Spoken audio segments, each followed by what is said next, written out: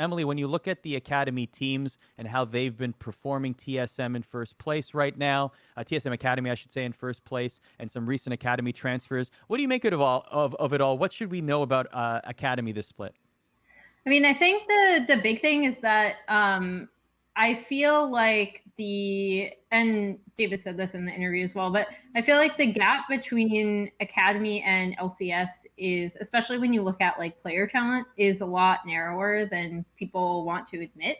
But playing in the LCS gives like such a boost to your level of play just because of the structure and how you're playing actual LCS teams that have much better macro understanding. Even we had C9 and TSM Academy played each other, and it was still like, and these are the two like top Academy teams. I would actually estimate that they'd end up being like middling maybe LCS teams. Like I think they could be pretty scrappy in that like free for all that's kind of the center of the NA standings.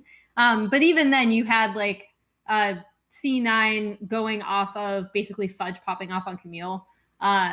So I think it's a lot more of that. Like it's a lot more of a showcase for these individual players. The problem is that these individual players aren't necessarily making it up into the LCS. Like Insanity is the big debut that we've had this particular split. You already mentioned Tactical, who's finally getting like, I'm really happy that he wasn't just kind of cast aside after only subbing for Doublelift like a few games, because that's sometimes what happens, right? Like Alarim has alluded to this as well. Like he's had his chances in LCS, but then he's always been, brought back. It's like, okay, you're going to sub here, and then we're going to bring in someone else. So I'm really glad that someone like Tactical, for example, is getting like a full split to be like, okay, what can you do? Like we're going to invest time into you. And I think that's the big thing. The other big thing is that I looked at of the 62 players in Academy right now, it depends on how you feel about Triple, because Triple has played in Osh, and it depends on how like whether you consider that like a starting spot,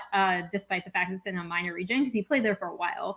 But only like depending on how you feel about that, only 21 to 20 of those players have not played in the LCS. So it's a matter of like getting those up to LCS where they can get opportunities. And I think to that point, the difference in individual play isn't all that like large. So I would like to see teams giving some more of these Academy players a chance. Like to Jacob's point, even if you just feel like you need a refresh, right? Like maybe bring in Treats if you're TSM, give him a shot.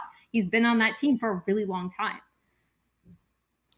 100%. Yeah, I think, and 100 Thieves is a good example of this, right? Bringing up Contracts and Poom, like it's maybe even if you want to argue that they're not as good as Meteos or Stunt, which I don't know. I think Contracts is as good as Meteos, if not better, and I think that Poom, if he's not as good as Stunt already, he will be with it some time. But like having two new fresh faces in a team environment has done a lot for them, right? Like we've seen that already in the very small sample size we have.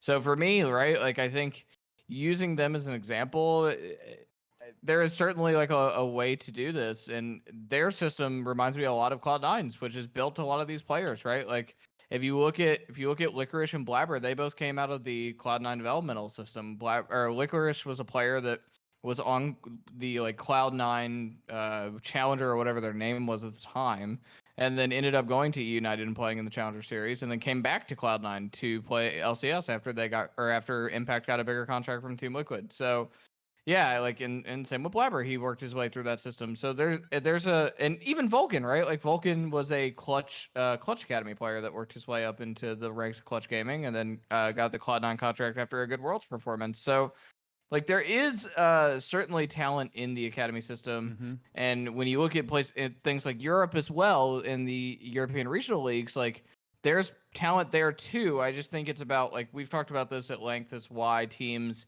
financially it doesn't make as much sense to take risk on smaller talent, because winning gets you investors or winning gets you sponsors, and people haven't found their ways to make their brands interesting other than winning, which is a huge, bigger business issue. But yeah, like I think that there are players that if you took the chance on them in Academy, they could actually play out to be something really interesting. So Tyler, I know that you've been beating this drum a very long time about how to fix NA cultivating talent. One thing I want to mention is when I spoke with Tactical, he basically said that if you look at the changes recently that have been made in the LCS, he welcomes all the changes. He loves the new talent that are getting opportunities, himself included. He's including himself in this conversation. But he also went so far as to say, perhaps this might be the start of the paradigm shifting. Maybe finally we will see the winds of change in terms of how Academy is looked at. Do you feel the same way? Do you agree with what he's saying?